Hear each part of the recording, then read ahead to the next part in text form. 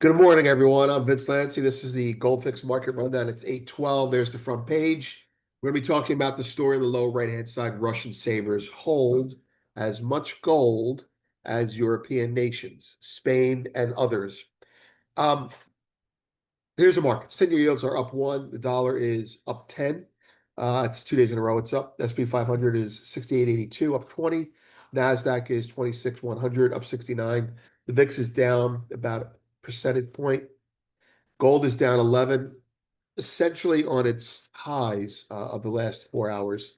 Silver in the middle or on the highs of its range in the last several hours. There was buying out of Asia, backed off during Europe, and now as we go into US time, the buying is coming back. Copper is up a little bit. WTI up a little bit. Natural gas up a percent and a half. Pretty strong. Bitcoin up 1,800. Ethereum up 61. Palladium and platinum mixed up 9, down 9, respectively. UBS has an upgrade out for both of those metals. We'll be talking about that in a little bit. Gold, silver down a little bit, and grains are all down, wheat down the most. So that's a give back from whatever came out of the Trump G summit. Okay, so front and center, Gold Fix PM, gold, silver, rip higher on bear shoes. We have a 23-minute long explanation of what happened, or at least what we think happened, and we're not going to go through that again today. If you guys listen to that, you'll get an idea of what happened last night. But, we'll touch on that a little bit. The story to discuss, Russian savers hold as much gold as European nations. The new domestic gold standard is in Russia. China in 2016 or 17 was asked, a Chinese official was asked, how much gold does China really hold? And the response was by the official, China owns gold through its people. And at the time, that was taken as a cynically taken as a statement as that the Chinese the CCP would confiscate the gold from their people if they had to. But that's not the case. I mean, I'm sure they will confiscate it if they have to. But that wasn't the premise. The premise is China has encouraged gold ownership and is going to encourage gold ownership more as a part of national pride. And a hat tip to what Korea did during the currency crisis in 1998. So that was a positive statement that the West took as a negative statement because of our own bias. Now we go to Russia, which is now doing what the Chinese did successfully. Gold is being linked to national pride. It's one of our biggest economic assets. We hold it, we mine it, we use it. So you have a gold culture getting deeply entrenched. Russian households have quietly accumulated nearly 300 tons of gold since 2022, equal to Spain's official reserves after sanctions made foreign currencies harder to hold. Bloomberg reports retail demand hit 62 tons in 2025, with Al Banyan Tree Research noting that Russians now favor bars, coins, and jewelry as savings. Tax breaks and the launch of a domestic gold exchange cement gold's role as both policy tool and household safeguard, just like China.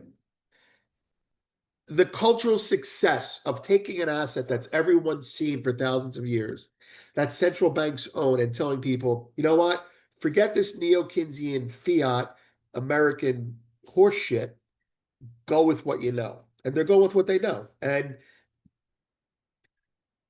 they're doing bottom up now. Russia doesn't usually do bottom up. Russia does top down. We told you to do it or die. China used to do top down, do it or die, and now they do top down and bottom up, meeting in the middle. Mao, do it or die, to basically do it because we think it's a good idea, and then encouraging the people at the bottom up to do it. We do the same thing. It's called propaganda. But Russia is really coming into its own in terms of gold at the local level, which means tie this with they just opened an exchange in St. Petersburg, which we documented here. Tie this with the fact that they really have been given no choice, and you're creating national pride. This is national pride manifesting in the ownership of gold. And tax breaks, they're going to allow their people to borrow against gold too. Russia and China are tying their currencies to gold, not making them backed by gold, but they're saying to people, if you have an ounce of gold and you want to build an addition on your whatever it is, on your house or cottage or whatever, there's a word for it, I forget. Um, well, we're going to allow you to borrow capital against it. How many yuan do you want? How many rubles do you want? You'll take that currency out, and the people will determine the ratio of gold to the money, and the banks will be used to regulate that. I mean, it's happening. It's happening, folks. It's like a uh, anyway, more of that in the premium post. Russian savers hold as much gold as some European nations. Related post, Gulf XPM, we mentioned that already. Gold, Korea buys it, India flies it, LBMA denies it. That's the title of yesterday's morning rundown. Founders, China gold pays interest now. We're going to be putting out a version of that for premium over the weekend, and Rabo December was not a done deal, elaborating on something that we and other people already told you. Coming soon this weekend, UBS upgrades platinum and palladium. They upgrade platinum wholeheartedly. They upgrade palladium half-heartedly. And I don't mean that as a negative. I mean, they upgrade platinum because they upgrade platinum. They upgrade palladium because, well, even though the fundamentals are lacking, they see the demand out of the US being consistent. And both of these upgrades are somewhat tied to the fear of, I hope I get the number right, 232, the executive order that may eventually tariff imports of US goods. Now, we've said in the past, it's idiotic to put tariffs on imports of things you need, and the US isn't going to do that because we need it. Other countries are going to tariff exports to us. Are they going to literally tariff them? Probably not, because it's a bad optic. Trump is optically a bully. These other countries are not going to be bullies. They're going to be passive. They're not going to tariff the export of platinum. They're just not going to sell it to us anymore. And so American businesses see this, and they're saying, okay, well, Trump may or may not tariff imports of platinum, palladium, but whether he is or not doesn't matter, because they're going to sell less to us, which is all part of that wheel of mercantilism. Deutsche Bank thinks the gold bottom may be in. They think the bottom is roughly no lower than 3,800, and it's based on ETF analysis.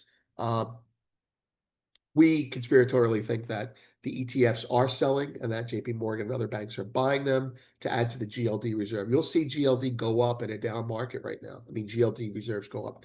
HeartNet weekly walkthrough when we get that, and WGC annual trend report is out. And they note that gold trend is going up and gold demand is going up, and none of that is really new to viewers and readers here. But it's nice to get some numbers on it and more. Moving on deck, PCE. I don't think we actually have it today. And that's it. So I'll show you a couple charts where we are. Where are we? There we are. All right, so there's two charts, silver on the left, gold on the right. Let me hide these for a moment. So you'll notice, let me just bring this over, right? And stretch this out a little bit. Here's my Bob Ross impersonation. Okay, you'll notice if you're looking at the chart technically or just behaviorally, silver and gold bottomed on the same day, but silver bottomed better, even though it bottomed lower. It bottomed better. That's all I'm going to say. That didn't bottom lower. The candle is green. The candle was red and gold. Okay, and then you'll also notice that I have dotted lines above, and those are my alerts to become outrageously bullish again. And you'll notice, well, the breakdowns are about the same.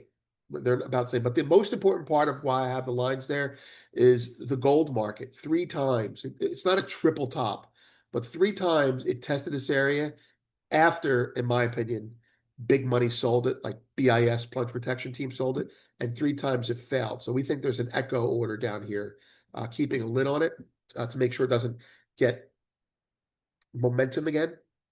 at least for now. And we also think that there's buying down here. There was buying down here, and that was bullion banks and gamma hedgers hedging. But anyway, that story aside, just visually look at it. You're at these three here, these three there, and we put our dotted line above those. And silver is up against that line. Gold is not.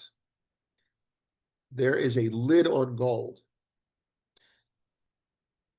There isn't a lid on silver. That's a visual comment. It's not like we're trying to put responsibility on someone. But we are saying this. If you're bullish gold, based on this, you should buy silver. If you're bearish silver, well, you want to sell silver if you're bearish silver, but you want to sell gold if you're bearish gold right now. And I say that because if you look at these markets, it seems like, let me read my notes here. Gold is scared, silver is not, of my dotted lines. And directionally, these markets are governed by silver demand and reversal by gold supply. So demand means there really isn't any silver going into London. There's just silver loaned to London for 30, 60, 90 days. On the other side, there really is gold supply. And by supply, I mean whether you think it's paper or physical, doesn't matter. It's supply in the market that's coming in from above, keeping a lid on it. So my conclusion right now, at least for the moment, is this. I'm looking at gold and I'm saying new range. 3,800, which coincides with, even though we didn't get there yet, 3,800 kind of coincides with Deutsche Bank's area. And this area here, which is above my dotted line, but this is the area that I want to be really comfortable with outside of the range. So there's your range. 4,200 to 3,800 is the range. Now, silver is not in the range. Silver is in the range, but it's 44 to 49 in my mind. Okay, so again, you get into this candle, it won't necessarily do it, but it should skate higher. But I'm looking at gold as in a new range. I'm looking at gold as very early to say it's in a range. Usually you don't get people identify ranges until we've broken out of them, right? Or we've gone back and forth 3 times. Well, I'm saying this feels like another range. It feels like you've got buying down here. I don't know. I haven't seen the ledge that I need to form yet, but it feels like buying down here and buying in here. So if we get back above there, I think the shorts are going to cover again. And you've got definitely have selling up here, right? You had selling up here, but I think that was in sympathy with the gold selling. I think silver was sold by someone big as well. And then you have an echo in here. So I think we're in the beginning of starting a new range. And the reason that matters to me is I get more patient.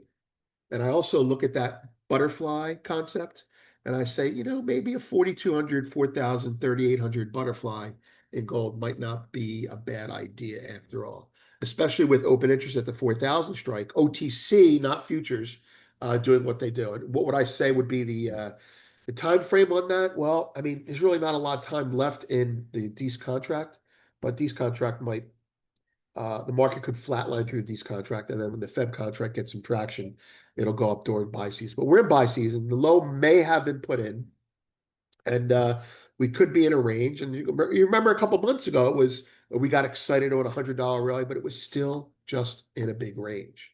And now we're in a big range. I'm Vince. Have a great weekend, and look for these this weekend. Catch you later.